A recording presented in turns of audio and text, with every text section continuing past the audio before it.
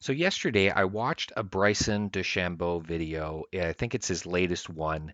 It's where he is playing with Garrett Clark and they're attempting to beat their lowest round of golf ever. I know YouTube golf is huge, but I'm not really like a rabid fan. I respect what Good and Rick Shields and all these guys are doing on the platform. It's just I really enjoy professional golf and watching the tours. Now, having said that, Bryson is really breaking the mold for professional golfers and venturing into this YouTube space, which is something we've never really seen before. And what I was thinking about when I was watching this video, which I thought was quite good, him and Garrett were playing, and there was a lot of knowledge given by Bryson. He was talking about putting and his game plan when he plays golf. It was really fascinating, and it really got me thinking.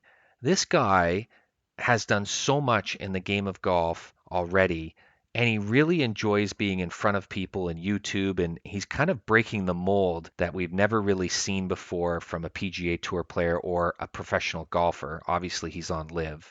But I really do think Bryson is becoming more and more likable as the years go on.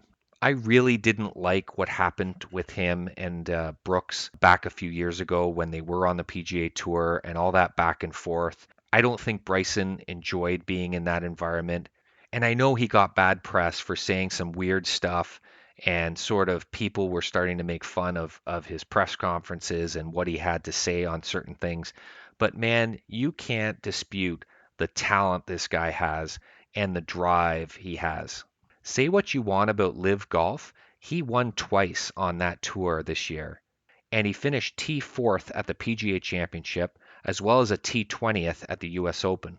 He played some great golf this year. In fact, setting Live aside, he should have been considered for the US Ryder Cup team. He was one of the best American players playing at a very high level this fall. But getting back to YouTube, I think Bryson doing YouTube is giving us a real insight into who he is, and it's an amazing access for the fans to see his methodology when he's playing golf and what he's really thinking about as he goes through his pre-shot routine and performs on the golf course.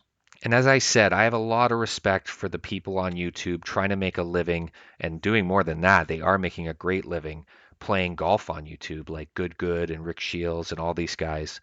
But it's amazing to me you have a top end talent on tour like Bryson doing these YouTube videos and really enjoying it. It's really changing the game. I think Bryson DeChambeau is more comfortable in his skin now than he has ever been.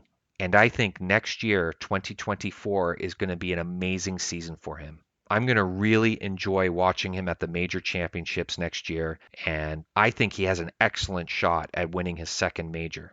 I think with all the goofy stuff that he did with the long driving, I know that was a fan favorite of some, but to me, I thought he was wasting time in his prime years doing all that stuff. I thought his upside as a professional golfer was way more significant than worrying about long drives. But people shouldn't forget this is a U.S. amateur champion, a U.S. Open champion, an 8-time PGA Tour winner, and now with 2 live wins this year. So I don't know what the future holds with live golf and the PGA Tour, but I really hope we get to see more of Bryson and more of his talent. And I have no doubt he's going to have a fantastic 2024 season.